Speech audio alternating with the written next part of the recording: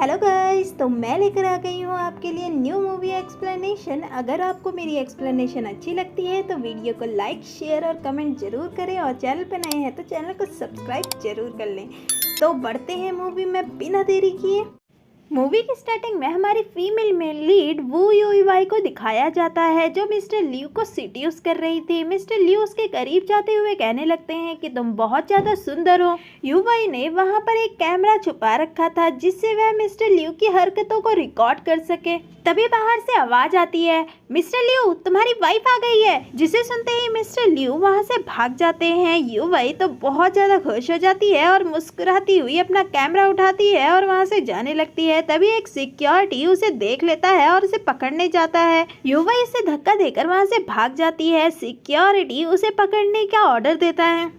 वहीं हमारे male lead शेंग ग्रुप का प्रेसिडेंट शेंग योचेन को दिखाया जाता है, जो ऑफिस में काम कर रहा था। तभी असिस्टेंट आकर उसे बताता है कि ग्रैंडमा 2 लड़कियों को अपने साथ लेकर ऑफिस आ गए हैं और कह रहे हैं कि आज तो आपको उनके साथ डेट पर जाना ही होगा। जिसे सुनते ही योचेन फौरन खड़ा होता है और कहता है कि ग्रैंडमा को रोको और वहां से चला जाता है। वहीं यूवाई सिक्योरिटी को चकमा देकर भाग गई थी। तभी उसे मिसेस लियू के द्वारा भेजे गए पैसों का मैसेज रिसीव होता है, जिसे देखकर वह बहुत ज्यादा खुश हो जाती है कि ये केस भी सॉल्व हो गया और वहां से जाने लगती है। तभी वह मिस्टर शेन से टकरा जाती है और गिरने लगती है। मिस्टर शेन उसे संभाल लेते हैं। यूवाई फौरन खड़ी होती है और उसे थैंक यू बोलकर वहां से चली जाती है। मिस्टर शेन तो ये देखकर हैरान हो जाते हैं कि आज उसे इस वुमेन से एलर्जी नहीं हुई। फ्लैशबैक दिखाया जाता है, जब भी मिस्टर शेन किसी भी वुमेन को टच करते थे तो उन्हें फीवर, वॉमिटिंग और रैशेस हो जाते थे। युवाई मुस्कुराती हुई वहां से जा रही थी। तभी उसे हॉस्पिटल से कॉल आता है कि तुम्हारे डैड की हॉस्पिटल फीस सबमिट नहीं हुई है। अगर तुमने सबमिट नहीं करवाया तो हम हॉस्पिटल से उन्हें निकाल देंगे। जिसे सुनकर युवाई बहुत ज़्यादा हैरान हो जाती है कि मैंने तो पैसे भिजवा दिए, पर हॉस्पिटल वाले उसे सुनाकर कॉल कट कर देते हैं। युवाई बहुत ज़्यादा मायूस हो जाती है। युवाई घर पहुंचती है जहां उसकी स्टेप मदर और स्टेप ब्रदर बड़े आराम से मजे में बैठे हुए थे। युवाई उन्हें कहने लगती है कि जो पैसे मैंने आपको भिजवाए थे वह डैड के इलाज के लिए थे और आपने हॉस्पिटल में वह सबमिट ही नहीं करवाए। तो फेंग माई उसे कहने लगती है, क्या तुम हम पर पैसे हड़पने का आरोप लगा रही हो? तुम्हारे भाई को बिजनेस स्टार्ट करने के लिए पैसों की जरूरत है, इसीलिए हमने वह पैसे वहां लगा दिए। युवाई उन्हें कहने लगती है कि मुझे हॉस्पिटल से कॉल आया था, वह डैड को बाहर निकाल देंगे अगर हमने टाइम पर पैसे सबमिट नहीं करवाए तो फेंग माई उसे ही सुनाने लगती है कि सब तुम्हारी गलती है, तुम पैसे नहीं कमा पा रही हो। वू जोंगलई फेंग माई को रोकता है और कहता है कि आप सिस्टर को मत डांटिए, देखो वो पहले ही कितना ज्यादा काम कर रही है और टेंशन में है। और उसे पानी का गिलास देते हुए कहता है कि तुम रेस्ट करो, हम तुम्हारे लिए खाना बना लेते हैं, और अपनी मदर को वहां से ले जाता है। युवाई बहुत ज्यादा टेंशन में थी और पानी पीती है। जैसे ही वह पानी पीती है वह तो बेहोश होने लगती है, जो देखकर दोनों ही माँ बेटे बहुत ज़्यादा खुश हो जाते हैं। वहीं मिस्टर शेन क्लब में थे जहाँ उसका फ्रेंड उसे समझाता है कि ग्रैंडमा ने मुझे तुम्हारे लिए एक अच्छी वाइफ ढूंढने के लिए कहा है। तुम ही सोचो, अगर तुम शादी नहीं करोगे तो तुम्हारी फैमिली यहीं पर ख़त्म हो जाएगी। इतनी सारी लड़कियां हैं, तुम किसी को भी ढूंढ सकते हो जिससे तुम्हारी वाइफ मैच करे। और सबके सामने अनाउंस करने लगता है कि यहाँ पर एक रिच और हैंडसम लड़का है, जिस लड़की को भी ये लड़का अपने घर ले जाएगा उसे मैं 1 मिलियन युआन दूंगा। जो सुनते ही सभी लड़कियां मिस्टर शेन पर झपट जाती हैं। मिस्टर शेन की तो बहुत ज्यादा हालत खराब हो जाती है और वह वहां से जैसे तैसे बचकर भागने लगते हैं।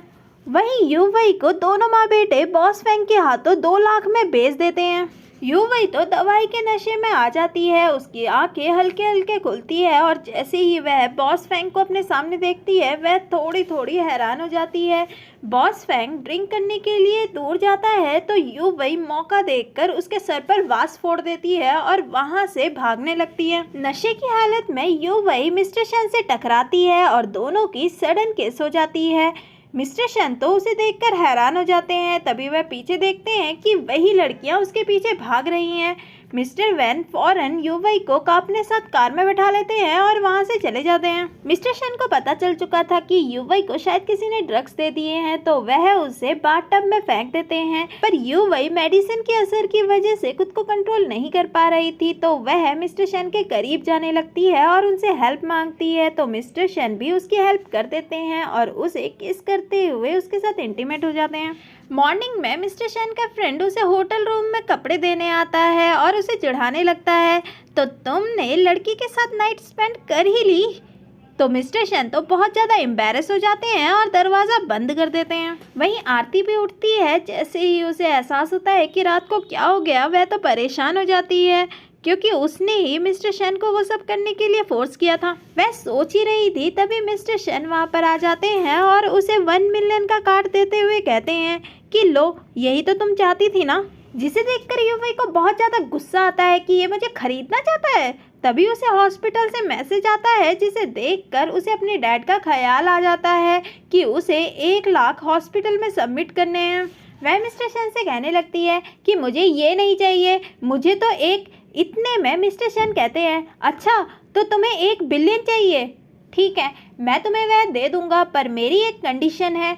और उसे अपनी कंडीशन बताता है कि तुम्हें मेरी ग्रैंड माँ से डील करना होगा और मुझे बाकी औरतों से भी दूर रखना होगा। जिसे सुनकर आरती को बहुत ज़्यादा गुस्सा आता है कि ये तो मुझे खरीदने में तुला हुआ है, और उस पर 1 सेंट फेंकते हुए कहती है कि ये लो 1 सेंट, दोबारा मुझे कभी भी अपनी शक्ल मत दिखाना, और उसके ऑफर को रिजेक्ट कर देती है। फिर कॉलेज में दिखाया जाता है, जहाँ पर कुछ लड़कियां आकर युवई को बुली करने लगती हैं और कहती है कि तुम तो इतनी ज़्यादा गरीब हो कि अच्छे से डाइट भी नहीं खा पा रही हो, देखो तुम्हारी प्लेट में सभी वेजीज ही है, ये लो मीट। जमीन पर मीट फेंकती हुई कहती है कि ये लो, इसे उठाकर खा लो।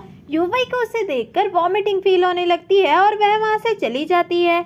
युवई सोच रही थी कि कुछ दिनों से मेरी तबीयत बहुत ज़्यादा खराब चल रही है और मेरे पीरियड्स भी मिस हो गए हैं, कहीं मैं प्रेग्नेंट तो नहीं। फिर हॉस्पिटल का सीन दिखाया जाता है, जहाँ पर डैड की कंडीशन बहुत ज़्यादा खराब हो गई थी और डॉक्टर युवई को बता रहे थे कि इनके इलाज में मंथली 1 लाख युआन खर्च आएगा। जिसे सुनकर युवई तो बहुत ज़्यादा परेशान हो जाती है और सोचने लगती है कि मैंने उसके ऑफर को इतनी जल्दी रिजेक्ट क्यों कर दिया, अब तो मैं प्रेग्नेंट भी हो गई, अब मैं ये सब कैसे संभालूंगी। वहीं मिस्टर शन का दोस्त उसे टीज करते हुए कहता है कि अब तो तुमने लड़की के साथ नाइट स्पेंड भी कर ली और उसे होटल भी लेकर चले गए और दिन रात उसी के बारे में सोचते रहते हो। मिस्टर शन युवई की बातों को सोचकर कहने लगता है कि तुम उसे 1 मिलियन दे देना। जिसे सुनकर वह कहने लगता है कि मेरे पास उसकी कोई भी इंफॉर्मेशन नहीं है, वह हमारे क्लब की नहीं थी। जिसे सुनकर मिस्टर शन बहुत ज़्यादा हैरान हो जाते हैं। हॉस्पिटल में दोनों माँ बेटे जाकर तमाशा स्टार्ट कर देते हैं। युवई कहने लगती है कि अब तुम डैड को क्यों देखने आए हो, तुम ही तो चाहते थे वह मर जाए, तभी तो तुमने उनका पैसा हड़प लिया। फेंग मई उसे गलत साबित करने के लिए वहाँ पर जोर जोर से चिंगाड़े मारकर रोने लगती है कि हमने तुम्हें पाल पोस कर बड़ा किया और तुम देखो हमारे साथ कैसा बिहेव कर रही हो। सभी लोग वार्ड में इकट्ठे हो जाते हैं और युवई को ही गलत समझने लगते हैं। तो युवई कहती है कि तुम ये सब नाटक क्यों कर रही हो। जोंगलई उसका हाथ पकड़ लेता है और कहने लगता है कि तुम मॉम को ऐसे कैसे कह सकती हो, मैं तुम्हारा बड़ा भाई हूँ, इसका मतलब मुझे तुम्हें लेसन सिखाना ही होगा। और उसे थप्पड़ मारकर नीचे गिर देता है, जिससे युवई के सर पर लग जाती है और वह वहीं पर बेहोश हो जाती है। तभी मिस्टर शन का दोस्त जो एक डॉक्टर था और उनकी ग्रैंड माँ वहाँ पहुँच जाती है और ये तमाशा देखने लगती है। तभी मिस्टर शन का दोस्त कहता है, ग्रैंड माँ ये तो वही लड़की है जो मिस्टर शन के साथ उस रात गई थी। ग्रैंड माँ भी उसे देखने लगती है। फिर दिखाया जाता है ग्रैंड माँ ने उसे VIP वार्ड में एडमिट करवा दिया था। युवई अभी बेहोश थी। डॉक्टर ग्रैंड माँ को बताता है कि ये तो प्रेग्नेंट है, मतलब ये मिस्टर शन का बच्चा है। जिससे सुनकर ग्रैंड माँ तो बहुत ज्यादा खुश हो जाती है और बटलर को ऑर्डर देती है कि तुम इसका अच्छे से ख्याल रखना, मैं नहीं चाहती कि इसे कोई भी प्रॉब्लम आए। डॉक्टर ग्रैंडमा को कहने लगता है कि हमें ये खुशखबरी मिस्टर शन को सुनानी चाहिए। ग्रैंडमा और डॉक्टर वहाँ से चले जाते हैं। फिर दिखाया जाता है वहाँ पर फेंग मई और जाओले आ जाते हैं और युवई को उठाकर ले जाने लगते हैं कि हमें इसे बॉस फेंग के पास वापस ले जाना होगा और उन्हें अच्छे से एक्सप्लेन करना होगा, क्योंकि इसने उनका सर फोड़ दिया और किसी और आदमी के साथ चली गई। तभी युवई को होश आ जाता है और वह रेजिस्ट करने लगती है, पर वह लोग उसे जबरदस्ती उठाकर ले जाते हैं। वही ग्रैंड माँ मिस्टर शेन को जाकर बताती है कि जिस लड़की के साथ तुमने टाइम स्पेंड किया था वह प्रेग्नेंट हो गई, तो तुम्हें उसे जल्द ही घर लेकर आना होगा। हम एक ही मंथ में तुम दोनों की शादी कर देंगे। ग्रैंड माँ तो बहुत ज्यादा खुश थी। तभी उसे बटलर का कॉल आता है और वह बताता है कि यंग लेडी कहीं गायब हो गई है, जिसे सुनकर सभी लोग हैरान हो जाते हैं। बॉस फेंग युवई के करीब जाने लगता है और युवई बहुत ज़्यादा डर रही थी और सोच रही थी कि मैंने जल्दबाजी में मिस्टर शेन को मैसेज तो कर दिया, क्या वह मुझे बचाने आएंगे। तभी वहाँ पर मिस्टर शेन आ जाता है और बॉस फेंग के मुक्का मारते हुए कहता है कि तुम्हारी हिम्मत कैसे हुई मेरी वुमन पर हाथ लगाने की। जिसे सुनकर बॉस फेंग तो बहुत ज़्यादा डर जाता है कि ये लड़की आपकी वुमन है, मुझे नहीं पता था, मुझे तो इन लोगों ने झूठ बोलकर इसे बेचा था। और कसकर फेंग मई के थप्पड़ मार देता है। फेंग मई तो गिड़गिड़ाने लगती है कि यह मेरी बेटी है, मुझे इसके गलत कामों के बारे में अच्छे से पता है, ये लड़की आपके बिल्कुल भी लायक नहीं है। बॉस फेंग तो मिस्टर शन से माफी मांगने लगता है और मिस्टर शन युवई को गोद में उठाकर अपने बॉडीगार्ड को इशारा करता है और वहाँ से चला जाता है। सभी बॉडीगार्ड उन तीनों की जमकर धुलाई कर देते हैं। फिर दिखाया जाता है युवई मिस्टर शन को थैंक यू कहती है तो मिस्टर शन कहने लगते हैं कि तुम्हारी फैमिली में कुछ भी ठीक नहीं चल रहा है, तो मैंने तुम्हें 1 बिलियन ऑफर किए थे, तो तुम उसके बारे में सोच सकती हो। तो युवई कहने लगती है कि मैं खुद को कभी नहीं बेचूंगी। मिस्टर शन कहते हैं कि मैंने सुना तुम प्रेग्नेंट हो, क्या तुम बच्चे को पाल पाओगी। तो युवई कहने लगती है कि अभी मैं स्टूडेंट हूँ, जैसे ही मेरी ग्रेजुएशन कंप्लीट होएगी तो मेरे पास एक अच्छी सी जॉब होगी, तो मैं अच्छे से अपना बच्चा पाल सकती हूँ। तो मिस्टर शन कहने लगते हैं कि मैं बच्चे का फादर हूँ, तो ये मेरी रिस्पॉन्सिबिलिटी बनती है, और उसे एग्रीमेंट देते हुए कहता है कि तुम मेरे पर्सनल असिस्टेंट का काम कर सकती हो। युवई एग्रीमेंट पढ़ने लगती है कि तुम मेरी पर्सनल असिस्टेंट का काम करोगी, जैसे कि मेरे बेसिक चीजें देखोगी, जैसे क्लोथिंग, फूड, ट्रांसपोर्टेशन, और मुझे वुमेन से भी बचाओगी। इसके अलावा हम ग्रैंडमा के सामने फियोंसे होने का नाटक करेंगे। युवई कहती है कि ठीक है, पर मेरी भी 2 कंडीशन है। पहली, सिर्फ तुम ग्रैंडमा के सामने ही मुझे अपने फियोंसे समझोगे, बाकियों के सामने नहीं। और दूसरी, उस मामले में तुम मेरे साथ जबरदस्ती नहीं कर सकते। जिसे सुनकर मिस्टर शन मुस्कुराते हुए उससे कहने लगता है कि किस मामले में, क्या तुम मुझे थोड़ा डिटेल में समझाओगी। जिसे सुनकर युवई थोड़ा सा नर्वस हो जाती है और मिस्टर शन मुस्कुराते हुए उसके दोनों कंडीशन मान जाता है। ऑफिस का सीन दिखाया जाता है जहाँ पर युवई और मिस्टर शन दोनों काम कर रहे थे। तभी वहाँ पर ग्रैंडमा आ जाती है और युवई से बड़े प्यार से बात करते हुए कहने लगती है कि मैं यहाँ पर तुमसे मिलने आई हूँ, और मिस्टर शन से कहती है कि तुम मेरी ग्रैंड डॉटर इन लॉ से काम करवा रहे हो। तो युवई कहती है कि मेरा कॉलेज ख़त्म होने वाला है, तो मैं बस यहाँ पर इंटर्नशिप कर रही हूँ, इसमें मिस्टर शन की कोई भी गलती नहीं है। ग्रैंडमा कहने लगती है कि फिर भी तुम मेरे ग्रेट ग्रैंड चाइल्ड को इतना ज़्यादा नहीं थका सकते। तो मिस्टर शन युवई से प्यार जताते हुए ग्रैंडमा से कहने लगते हैं कि मैं इसका बहुत अच्छे से ख्याल रख रहा हूँ, आपको चिंता करने की बिल्कुल भी ज़रूरत नहीं है। ग्रैंडमा युवई से कहती है कि अगर तुम्हें ये ज़्यादा परेशान करे तो मुझे इसकी शिकायत लगा लेना, मैं इसे अच्छा सबक सिखाऊंगी। वैसे मैंने तुम दोनों की नेक्स्ट मंथ की वेडिंग डेट डिसाइड कर ली है। जिसे सुनकर युवई तो हैरान हो जाती है। ग्रैंडमा कहने लगती है कि हम बहुत बड़ी वेडिंग पार्टी अरेंज करेंगे, जिससे सबको पता चल जाएगा कि तुम हमारे घर की बहू हो। मिस्टर शन ग्रैंडमा के पास आते हैं और उससे कहने लगते हैं कि हम शादी की बात घर जाकर करते हैं। ग्रैंडमा कहने लगती है कि ठीक है, वैसे आज रात तुम युवई को अपने साथ हमारे ही घर लेकर आना, और वहाँ से मुस्कुराती हुई चली जाती है। युवई मिस्टर शन से कहने लगती है कि शादी के बारे में तो हमारी कोई बात ही नहीं हुई थी, अगर एग्रीमेंट में एक और कंडीशन ऐड हो रही है तो मैं भी एक ऐड करूंगी। तो मिस्टर शन उसके करीब जाते हुए कहते हैं कि कैसी कंडीशन। तो युवई फौरन उससे दूर हटती है और कहती है कि अभी मैंने उसके बारे में नहीं सोचा है, मैं तुम्हें बाद में बताऊंगी, और हाँ, बच्चा होने के बाद हम दोनों डिवोर्स ले लेंगे। जिसे सुनकर मिस्टर शन थोड़ा सा उदास हो जाते हैं और सोचने लगते हैं कि तुम्हें मुझसे दूर जाने की इतनी ज़्यादा जल्दी हो रही है। मिस्टर शन युवई को बहुत सी शॉपिंग करवाते हैं। स्टार्टिंग में तो युवई मना करती है, तो मिस्टर शन कहने लगते हैं कि तुम मेरी सेक्रेटरी हो तो तुम्हें अच्छे से ड्रेसअप होना पड़ेगा। तो युवई को शॉपिंग के लिए मानना पड़ता है और मिस्टर शन उसे अपने पसंद के कपड़े पहनाते हैं, जिसे देखकर उनके फेस पर भी एक प्यारी सी स्माइल आ जाती है। फिर दिखाया जाता है सभी लोग डिनर कर रहे थे और मिस्टर शन डिनर कर उठकर वहाँ से चले जाते हैं। ग्रैंडमा को ये देखकर तो बहुत ज़्यादा गुस्सा आता है, ये आदमी हमेशा खुद को दूसरों से दूर करने में तुला रहता है। तभी यू वही भी कहने लगती है कि ग्रैंडमा ठीक है, अब मैं घर चलती हूँ, और वहाँ से जाने लगती है। तो ग्रैंडमा बीमार होने का नाटक करने लगती है कि मेरी तबीयत बहुत ज़्यादा ख़राब है और मैं चाहती हूँ कि तुम मेरे साथ रहो। तुमने तो देखा कि मेरा पोता बिल्कुल भी मेरा ख्याल नहीं रखता, और उसे इमोशनल ब्लैकमेल करने लगती है। तो यू वही मान जाती है, तो जिससे ग्रैंडमा बहुत ज़्यादा खुश हो जाती है और बटलर को कहती है कि इसे रूम दिखा दो। यू वही रूम में पहुंचती है और सोचने लगती है। तभी मिस्टर शेन बाथरूम से बाहर निकलते हैं, जिसे देखकर यू वही तो बहुत ज़्यादा नर्वस हो जाती है और फौरन वहां से बाहर जाने की कोशिश करती है और देखती है कि दरवाज़ा बाहर से लॉक हो चुका है। मिस्टर शन ये सब देखकर कहने लगते हैं कि जरूरी है ग्रैंडमा का प्लान होगा, आज रात हमें साथ में ही रहना होगा। जिससे यू वही बहुत ज़्यादा एम्बैरस हो जाती है और कहने लगती है कि मैं सोफे पर सो जाऊंगी। तो मिस्टर शन कहते हैं कि ठीक है, जिससे यू वही को बहुत ज़्यादा गुस्सा आता है और वह सोचती है कि ये कितना ज़्यादा बेशरम है, ये एक लड़की को सोफे पर सुलाएगा।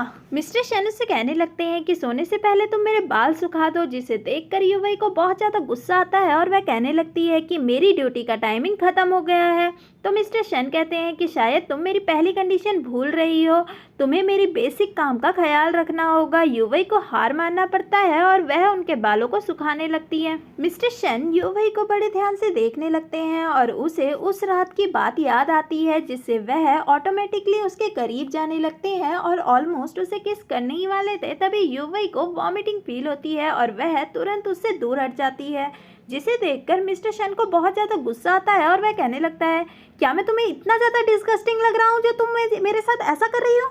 यू वही कहती है कि नहीं नहीं, ऐसी कोई बात नहीं है, ये जो तुम्हारे अंदर से स्मेल आ रही है ना, इस वजह से ये सब हुआ है। जिसे देखकर मिस्टर शन को गुस्सा आता है और वह कहता है कि तुम यहीं पर सो जाओ, मैं क्लोजेट रूम में जाकर सो जाऊंगा, और वहाँ से क्लोजेट रूम में चला जाता है। मिस्टर शन को तो बहुत ज़्यादा गुस्सा आ रहा था कि आखिर ये लड़की मेरे साथ ऐसा कैसे कर सकती है।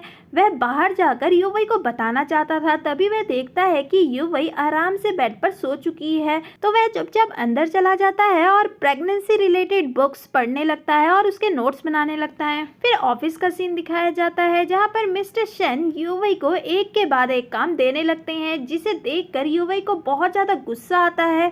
वह मना भी नहीं कर पाती क्योंकि मिस्टर शन उसे रूल्स गिनवाकर धमकी देने लगते थे, जिसे सुनकर यू वही को वह काम करना ही पड़ता है। जो देखकर असिस्टेंट सोचने लगता है कि अगर ये ऐसा ही करते रहेंगे तो ये अपनी वाइफ को खो देंगे। फिर दिखाया जाता है पूरा दिन चलने की वजह से यू वही के पैरों में दर्द होने लगती है। तभी मिस्टर शन अपनी मीटिंग खत्म कर उसके कैबिन के बाहर से निकलते हैं और यू वही को देखकर उसके पास आकर कहने लगते हैं कि क्या हुआ। यू वही कहने लगती है कि कल रात जो हुआ तुम उसकी वजह से मुझसे बदला ले रहे थे ना, तो मैं तुम्हें बता दूं कि वह बस मॉर्निंग सिकनेस नहीं थी, वह तुम्हारे फ्रेगनेंस की वजह से थी। जब मॉर्निंग में मुझे एहसास हुआ तो मैंने तुम्हारे बॉडी लोशन का सैंपल लेकर लैब में उसे एग्जामिनेशन करवाने के लिए भेज दिया, तो मुझे पता चला कि तुम्हारा बॉडी लोशन में एक स्पेशल तरह का केमिकल है। अगर इसका यूज़ लार्ज क्वांटिटी में किया जाता है तो यह बॉडी और हेल्थ दोनों के लिए हार्मफुल है और ये प्रोडक्ट तुम्हारी कंपनी के लिए भी बहुत ज़्यादा नुकसानदायक होगा। मिस्टर शन उसे थैंक यू कहकर एक नेकलेस गिफ्ट करते हैं और कहते हैं कि तुम्हारे इस एग्जामिनेशन की वजह से हमारी कंपनी को बहुत बड़ा नुकसान होने से बच गया। मैं आज ही इस प्रोडक्ट की डील को टर्मिनेट कर दूंगा। जिसे देखकर यू वही सोचने लगती है कि क्या ये इंसान मुझे थैंक यू कह रहा है, और कहने लगती है कि अब तो तुम कल रात की बात पर मुझसे गुस्सा तो नहीं हो ना कि मैं तुम्हारी डिसरिस्पेक्ट कर रही हूँ। मिस्टर शन कहते हैं क्या तुमने मुझे इतनी छोटी सोच का समझ रखा है, आज तो मैं बहुत ज़्यादा बिजी था इसलिए तुम्हें भी बहुत ज़्यादा काम करना पड़ा। और उसके पैर दबाते हुए कहने लगता है आज तुमने बहुत काम किया, तुम्हारे पैर बहुत ज़्यादा दर्द हो रहे होंगे ना।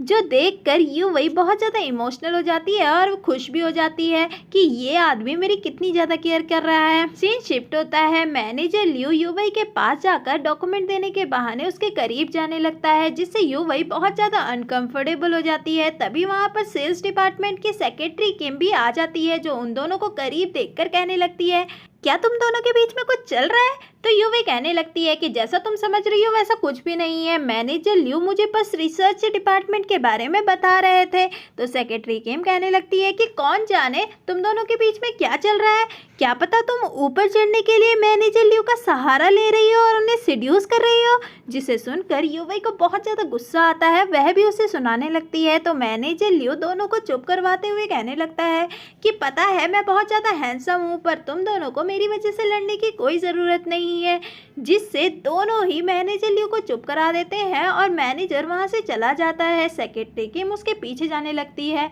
तभी दूसरी तरफ से मिस्टर शेन युवई को पास आकर उससे कहने लगते हैं कि आज मीटिंग में तुम्हें मेरे साथ जाना होगा, और युवई उसके साथ चली जाती है, जो देखकर सेक्रेटरी किम को बहुत ज़्यादा गुस्सा आता है कि 5 साल पहले मैं मिस्टर शेन की सेक्रेटरी बनने के लिए आई थी, पर उन्होंने मुझे रिजेक्ट कर दिया और मुझे सेल्स डिपार्टमेंट की सेक्रेटरी बना दिया, और इस लड़की ने आते ही पोजीशन ले ली। आखिर इस लड़की में ऐसा है क्या? ये बस एक बेकार सी इंटर्न है। युवई कैफे एरिया में आती है और नेकलेस देखकर सोच रही थी क्या ये बहुत बड़ा इनाम नहीं होगा। वहीं युवई और 2 लड़कियां थी जो आपस में बातें कर रही थी। जैसे ही उनमें से एक लड़की युवई के गले में नेकलेस देखती है, वह सेक्रेटरी किम से कहने लगती है कि देखो, जो नेकलेस तुमने पहना है सेम वैसा ही नेकलेस युवई ने भी पहना है।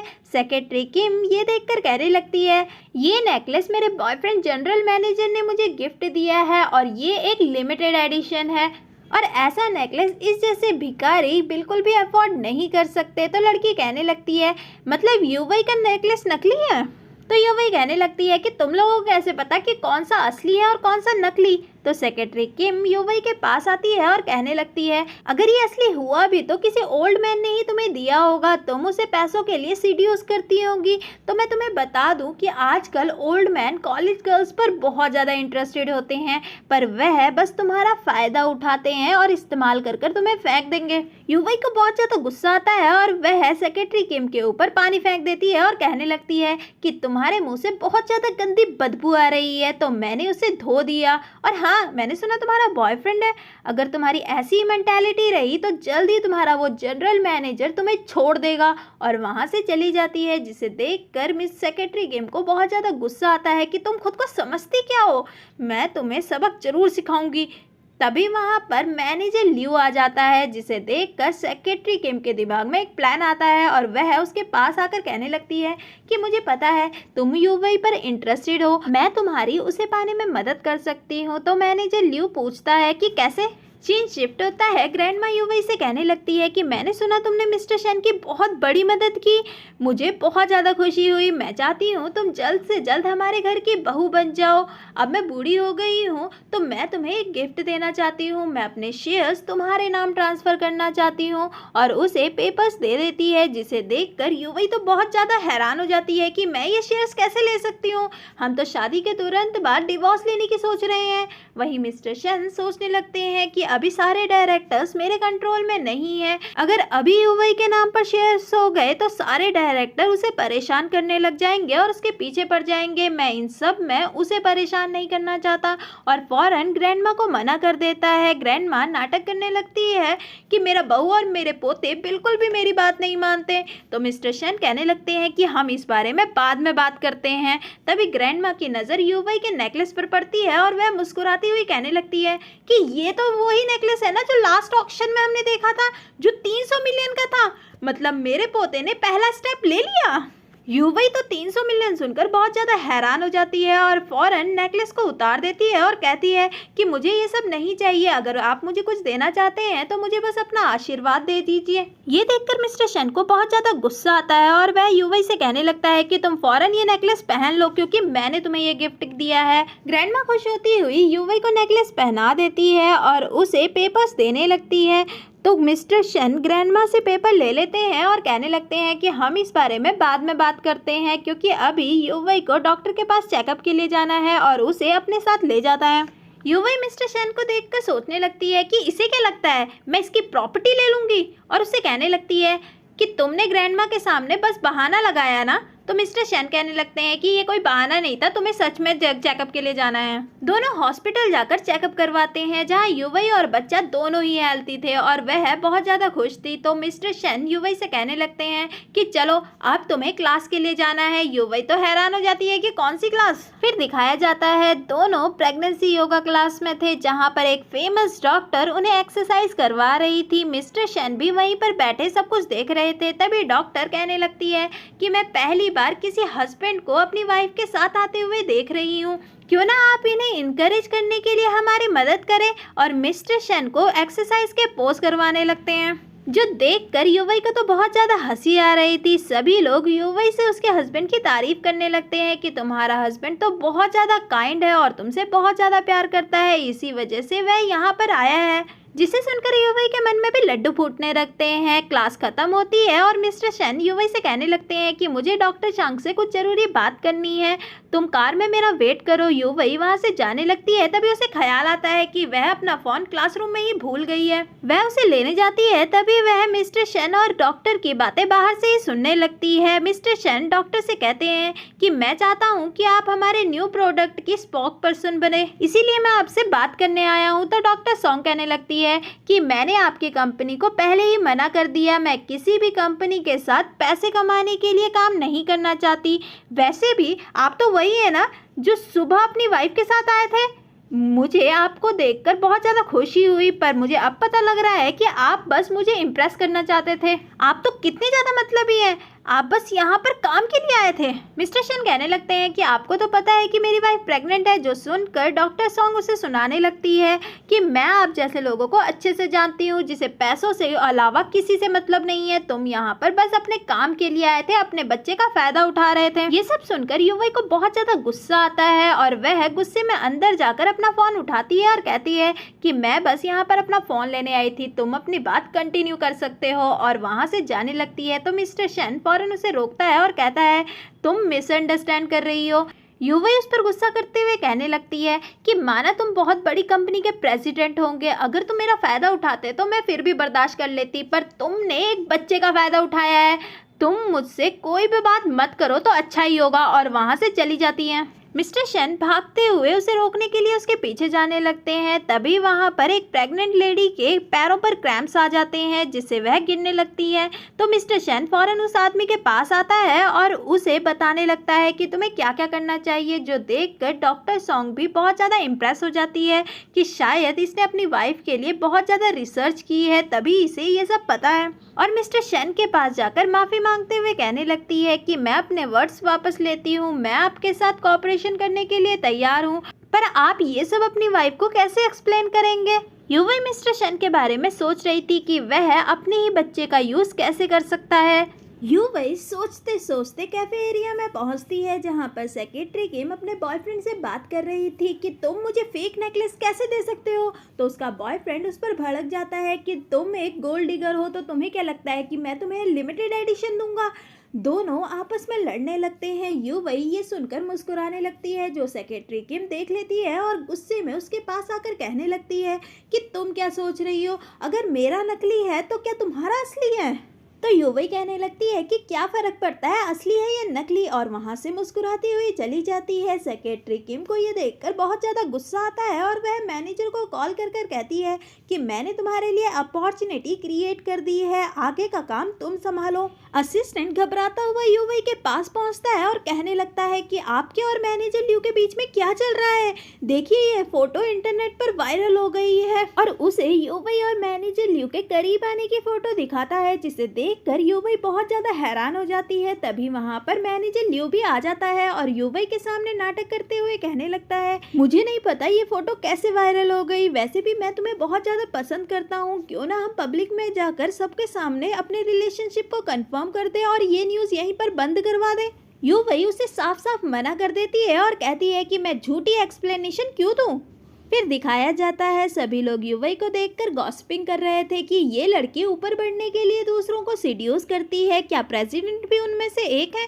तभी उन्होंने सेक्रेटरी किम को फायर कर दिया। सेक्रेटरी किम ने अपनी लाइफ के 5 साल इस कंपनी को दिया है, वह उनके साथ ऐसा कैसे कर सकते हैं। तभी दूसरा इंसान कहने लगता है कि नहीं, जो फोटो वायरल हुई थी उसके बारे में मिस्टर शेन ने इंक्वायरी की थी, जिससे पता चला कि ये सब सेक्रेटरी किम ने ही करवाया है, इस वजह से उन्हें फायर कर दिया। तभी वहां से सेक्रेटरी किम अपना सामान उठाकर जाने लगती है, जो युवई देखकर उससे पूछने लगती है कि क्या हुआ। तो सेक्रेटरी किम खींचकर उसके थप्पड़ लगा देती है और कहने लगती है कि अपना नाटक बंद करो, ये सब तुम्हारी वजह से हो रहा है। और वहां से पैर पटकती हुई चली जाती है। युवई को तो समझ ही नहीं आता कि आखिर हुआ क्या। यूं वही मिस्टर शन के पास पहुंचती है। जैसे ही मिस्टर शन उसके गालों पर हाथ के निशान देखते हैं वह उसे चेक करने लगते हैं। तभी यूं वही कहने लगती है कि कुछ नहीं हुआ है, ये बस नॉर्मल है, और वहां से चली जाती है, जिसे मिस्टर शन बड़ी हैरानी से देखने लगते हैं और समझ जाते हैं कि ये सब किसने किया होगा। यूं वही असिस्टेंट के पास पहुंचती है और उससे पूछने लगती है कि ऑफिस में ये सब गॉसिपिंग क्या चल रही है। तो असिस्टेंट उसे सब कुछ बता देता है कि वह फोटो सेक्रेटरी किम ने ही इंटरनेट पर लीक की थी। यूं वही कहने लगती है कि मैंने तो उसका कुछ भी नहीं बिगाड़ा, तो वो मेरे साथ ऐसा क्यों कर रही है। तो असिस्टेंट बताता है कि 5 साल पहले वह मिस्टर शन की सेक्रेटरी बनने के लिए इंटरव्यू देने आई थी, पर मिस्टर शन ने उसे मना कर दिया। पर तुम्हें आते ही मिस्टर शन की सेक्रेटरी बना दिया गया, तो समझ ही लो वह तुमसे जेलस है। वही मिस्टर शन सेक्रेटरी किम के हाथ तुड़वा देता है और असिस्टेंट से कहने लगता है कि इसके बारे में युवई को कुछ भी पता नहीं चलना चाहिए। लास्ट सेंटेंस युवई छुपते हुए सुन लेती है और सोचने लगती है कि ये आखिर किसके बारे में बात कर रहा है जो मुझे नहीं पता चलना चाहिए। ये तो बहुत ज़्यादा स्केरी है, और वहाँ से छुपते छुपाते जाने लगती है। तभी वह किसी से टकरा जाती है और गिरने लगती है। तभी मिस्टर शन उसे संभाल लेते हैं, जिससे युवई बहुत ज़्यादा डर जाती है और फौरन उससे दूर हट जाती है। फिर हॉस्पिटल का सीन दिखाया जाता है, जहाँ पर युवई सोच रही थी कि बेबी तुम्हारे फादर बहुत ज़्यादा खतरनाक है, तुम उनके साथ इस दुनिया में कैसे रहोगे, प्लीज़ मुझे माफ़ कर दो, मुझे तुम्हें अबॉर्ट करना होगा, क्योंकि मैं नहीं चाहती कि तुम अपनी ज़िंदगी ऐसे फादर के साथ बिताओ। और डॉक्टर के पास चली जाती है। तभी डॉक्टर सॉन्ग युवई को पहचान जाते हैं और कहने लगते हैं, क्या तुम्हारे हस्बैंड ने तुम्हारी मिसअंडरस्टैंडिंग क्लियर कर दी। जिसे सुनकर युवई हैरान हो जाती है। मिसअंडरस्टैंडिंग? कौन सी मिसअंडरस्टैंडिंग? तो डॉक्टर सॉन्ग उसे सब कुछ बताने लगती है और कहती है कि तुम्हारे हस्बैंड तुम्हारी प्रेगनेंसी के लिए बहुत ज़्यादा सीरियस हैं। उन्होंने प्रेगनेंसी की हर बुक पढ़ ली, जिसके उनकी बेसिक से बेसिक नॉलेज पता है। वह तुमसे बहुत ज़्यादा प्यार करते हैं और तुम्हें बहुत अच्छे से ट्रीट करना चाहते हैं, इस वजह से उन्होंने इतनी सारी स्टडी की। जिसे सुनकर युवई के फेस पर स्माइल आ जाती है और वह अबॉर्शन का विचार छोड़ देती है। फिर दिखाया जाता है युवई डॉक्टर सॉन्ग की बातों के बारे में सोच रही थी और अपने रिपोर्ट को देख रही थी कि कभी भी कानों की सुनी हुई बातों पर यकीन नहीं करना चाहिए और सीधा इंसान के बारे में जजमेंट नहीं बनानी चाहिए। तभी वहाँ पर मिस्टर शेंग आ जाते हैं और रिपोर्ट को देखते हुए कहने लगते हैं कि तुमने मुझे बताया क्यों नहीं कि तुम चेकअप के लिए आने वाली हो, मैं तुम्हारे साथ आता। चलो कोई बात नहीं, सब कुछ ठीक है ना, तो हम घर चलते हैं। युवई मुस्कुराते हुए वहां से जाने लगती है। मिस्टर शन हेजिटेट होते हुए उसका हाथ पकड़ लेते हैं और दोनों एक दूसरे को देखकर मुस्कुराते हैं और वहां से चले जाते हैं। वहीं मिस्टर शन को न्यूज मिलती है कि उनकी एक्स गर्लफ्रेंड चाइना वापस आ रही है, जिसे सुनकर मिस्टर शन बहुत ज्यादा हैरान हो जाते हैं।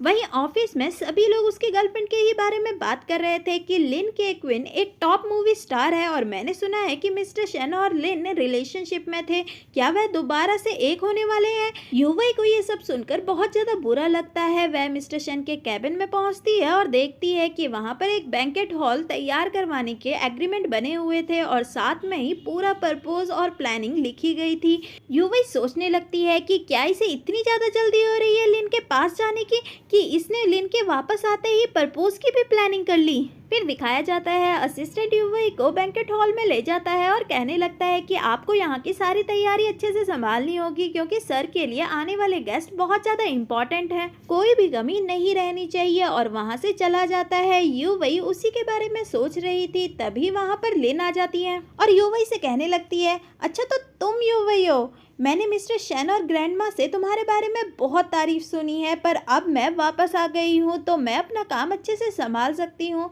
तुमने उनकी बहुत ज़्यादा मदद की, पर अब तुम अपना ख्याल रखो। फिर दिखाया जाता है युवई अपने रूम में बैठकर वो सभी सोच रही थी। तभी मिस्टर शन उसकी मसाज करने पहुंच जाते हैं और कहने लगते हैं कि मैंने सुना आज तुमने बहुत मेहनत की, तो चलो मैं तुम्हें मसाज देकर रिलैक्स कर देता हूं। और उसे मसाज देने लगता है, जिसके टच से युवई बहुत ज़्यादा अनकंफर्टेबल हो जाती है और कहने लगती है कि मैं आज सच में बहुत ज़्यादा थक गई हूँ, तो मुझे रेस्ट करना है, तो मुझे कल मसाज दे देना। तो मिस्टर शन उसे ओके कह देते हैं और उससे कहने लगते हैं कि कल मैं तुम्हारा बैंकेट हॉल में वेट करूंगा, तो तुम टाइम से पहुंच जाना। और सोचने लगता है कि मुझे उम्मीद है कि तुम्हें मेरा मैरिज प्रपोजल बहुत ज़्यादा पसंद आएगा, और वहां से चला जाता है। वहीं युवई सोचने लगती है, आखिर तुम चाहते क्या हो कि मैं तुम्हारे और लिन के मैरिज प्रपोजल को देखूं? तुम्हें मुझसे दूर जाने की इतनी ज़्यादा जल्दी हो रही है कि तुम बेबी के आने तक भी वेट नहीं कर पाए। युवई हॉल में पहुंचती है और वहां की डेकोरेशन देखकर सोचने लगती है कि कहीं मिस्टर शेन मुझे ही तो प्रपोज नहीं करने वाले। तभी वहां पर लिन पहुंच जाती है, जो युवई को देखकर कहने लगती है कि तुम यहाँ पर क्या कर रही हो।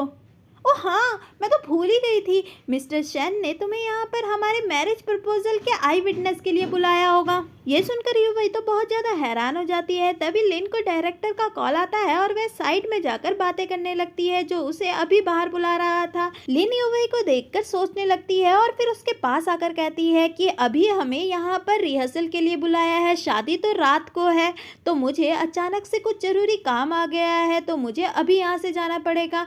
क्या तुम मेरी तरफ से मिस्टर शेन के साथ रिहर्सल कर सकती हो? मैं तुमसे वादा करती हूँ मैं जल्दी वापस आ जाऊंगी। और वहां से मुस्कुराती हुई चली जाती है। युवई तो सोचने लगती है, मैं ऐसा कैसे सोच सकती हूँ कि प्रेसिडेंट मुझे प्रपोज करेगा, हम दोनों में जमीन आसमान का फर्क है। उसने मुझे यहाँ पर बस आई विटनेस बनने के लिए बुलाया है। तभी मिस्टर शेन बड़ी रोमांटिक तरीके से उसे प्रपोज करते हैं कि मुझे नहीं पता चला कि मैं कब तुमसे प्यार करने लग गया। जो फीलिंग आज तक मुझे किसी वुमेन के लिए नहीं आई, वह अचानक से तुम्हारे लिए आ गई।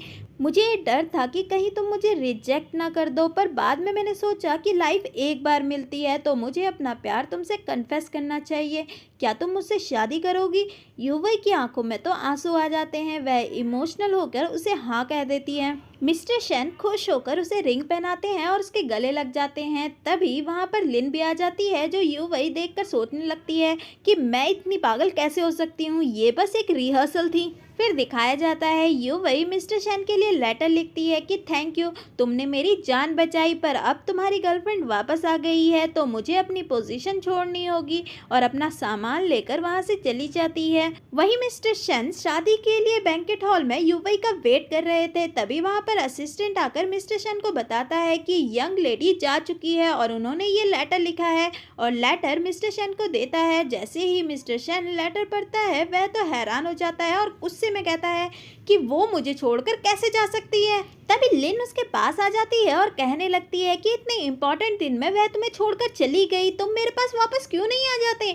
मैं तुमसे कितना ज्यादा प्यार करती हूँ। तो मिस्टर शेन उससे गुस्से में कहते हैं कि तुम्हें क्या लगता है कि मुझे कुछ भी नहीं पता कि मेरे पीठ पीछे क्या चल रहा है? अगर युवई मेरे पास वापस नहीं आई तो मैं तुम्हारी पूरी लिन फैमिली को बर्बाद कर दूंगा। जिसे सुनकर लिन तो बहुत ज्यादा डर जाती है। तभी मिस्टर शेन को मैसेज आता है, अगर तुम युवई की सलामती चाहते हो तो चुपचाप इस एड्रेस पर पहुंच जाओ। जिसे देखकर मिस्टर शेन बहुत ज्यादा शॉक हो जाते हैं और फौरन वहां से निकलते हैं। वहीं लिन भी अपने डैड को कॉल करती है कि फौरन युवई का पता लगाओ, अगर उसे कुछ हो गया तो हमारी पूरी फैमिली बर्बाद हो जाएगी। फिर दिखाया जाता है युवई को किसी और ने नहीं, उसकी स्टेप मदर और ब्रदर और बॉस फैंग ने ही किडनैप करवाया था। मिस्टर शेन युवई को बचा लेते हैं और इस दौरान मिस्टर शेन के चोट भी लग जाती है, जिसे देखकर युवई को बहुत ज्यादा गुस्सा आता है और वह सबकी कुटाई कर देती है और तीनों को वहां से भगा देती है। मिस्टर शेन उससे कहते हैं कि मैं बिल्कुल ठीक हूँ, तुम चिंता मत करो। युवई कहने लगती है कि मेरी वजह से देखो तुम्हें कितनी ज्यादा चोट लग गई और तुम्हारा शादी भी खराब हो गया। अभी भी तुम लेट नहीं हुए हो तो तुम जाकर आराम से लिन से शादी कर सकते हो। जो सुनकर मिस्टर शेन तो हैरान हो जाते हैं और कहते हैं, क्या तुम 3 साल की बच्ची हो जिसे ये समझ नहीं आ रहा है कि मैं तुमसे प्यार करता हूँ? मेरी होने वाली वाइफ अभी यहाँ मेरे साथ मौजूद है। जो देखकर दोनों ही मुस्कुराने लगते हैं। फिर दिखाया जाता है दोनों बड़ी धूमधाम से शादी करते हैं। मिस्टर शेन युवई के डैड को भी बुलाते हैं, जिसे देखकर युवई बहुत ज्यादा खुश हो जाती है। तभी वहां पर उसका स्टेप ब्रदर आकर युवई पर हमला कर देता है, जिसकी वजह से युवई के सर पर चोट लग जाती है और वह बेहोश हो जाती है। फिर हॉस्पिटल का सीन दिखाया जाता है, जहाँ पर युवई कोमा में पहुंच चुकी थी और मिस्टर शेन उसके लिए प्रे कर रहे थे। वहीं ग्रैंड माँ मिस्टर शेन की डायरी युवई को पढ़कर सुना रही थी कि देखो तुम्हारे लिए उसने क्या क्या प्लान किए थे, कि तुम्हें क्या पसंद है क्या नहीं, तुम्हारे लिए क्या करना बेहतर है और क्या नहीं। देखो प्लीज जाग जाओ, और रोने लगती हैं। मिस्टर शेन वार्ड में बैठे हुए थे। तभी वहां पर लिन आ जाती है और कहने लगती है कि प्लीज मेरी फैमिली को बख्श दो, हमने तुम्हारी युवई को ढूंढने में मदद की है। मैं युवई के लिए बेस्ट साइकोलॉजिकल डॉक्टर ढूंढूंगी, प्लीज हमें छोड़ दो। मिस्टर शेन कहने लगते हैं कि मैं एक ही कंडीशन में तुम्हारी फैमिली को जाने दूंगा, अगर तुम ये देश छोड़कर चली जाओगी। तो लिन फौरन हाँ कह देती है। तभी वहां पर असिस्टेंट आकर बताता है कि युवई को होश आ चुका है, जिसे सुनकर मिस्टर शेन तो बहुत ज्यादा खुश हो जाते हैं। फिर दिखाया जाता है डॉक्टर ग्रैंडमा और मिस्टर शेन को बताता है कि युवई की कंडीशन बहुत ज़्यादा स्टेबल है, बस अब इसका अच्छे से ख्याल रखना होगा। फिर कुछ मंथ बाद दिखाया जाता है जहाँ पर मिस्टर शन युवई को बड़े प्यार से खाना खिला रहे थे, तभी अचानक से युवई के लेबर पेन स्टार्ट हो जाती है। युवई को ओटी में ले जाया जाता है। मिस्टर शन तो बहुत ज़्यादा वरी थे, पता नहीं क्या होगा और क्या नहीं। तो उसका फ्रेंड उसे काम डाउन करता है कि सब कुछ ठीक होगा, तुम चिंता मत करो। तभी एक नर्स ओटी से बाहर निकलती है और मिस्टर शन को बताती है कि डॉटर हुई है और तुम्हारी डॉटर और वाइफ दोनों ही बहुत ज़्यादा सेफ हैं। जिसे सुनकर मिस्टर शन खुश भी होते हैं और थोड़ा सा मायूस भी हो जाते हैं, जो उसका फ्रेंड देख लेता है और कहने लगता है कि तुम्हें किस बात की चिंता हो रही है कि तुम्हारी एलर्जी की वजह से तुम अपनी डॉटर को हाथ नहीं लगा पाओगे। तो मिस्टर शन मायूस होकर हाँ कहते हैं। तभी ओटी से युवई और बच्ची को लाया जाता है, जो मिस्टर शन युवई के पास आकर उसे देखने लगते हैं। तो युवई कहने लगती है कि मैं ठीक हूँ, क्या तुम अपनी बेटी को नहीं देखना चाहोगे, जाओ उसे गोद में उठाओ। तो मिस्टर शन तो बहुत ज़्यादा डर रहे थे कि कहीं उसकी एलर्जी की वजह से उसको प्रॉब्लम क्रिएट ना हो जाए, पर वह डरते डरते बच्ची को गोद में उठा लेता है और उसे कुछ भी नहीं होता, जो देखकर मिस्टर शन तो बहुत ज़्यादा खुश हो जाते हैं कि मुझे कुछ भी नहीं हुआ। और ये मूवी यहीं पर ख़त्म होती है। आप मुझे कमेंट बॉक्स पे ज़रूर लिख के बताइएगा कि आपको पूरी एक्सप्लेनेशन कैसी लगी। तो मिलते हैं नेक्स्ट मूवी में, तब तक के लिए bye, see you, take care.